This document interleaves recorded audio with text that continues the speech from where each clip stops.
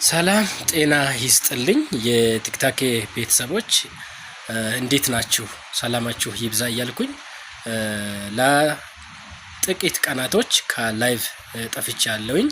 ይህም ምክንያት በይቅርታ ዙሪያ እንግዲህ በቅርቡ እናቴን በሞተር አደጋ ያጣሁ ወንድማችሁ ነኝ።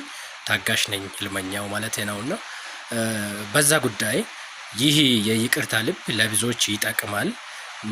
ከብዙሃን ዘንድ ይቅርታ ሪቆ ነውና ያለው እንዴትስ ይቅር ልትል ቻልክ? ይቅርታ ደግሞ ባንተ ቤት ምንድነው? ይቅርታን እንዴት ትረዳለህ?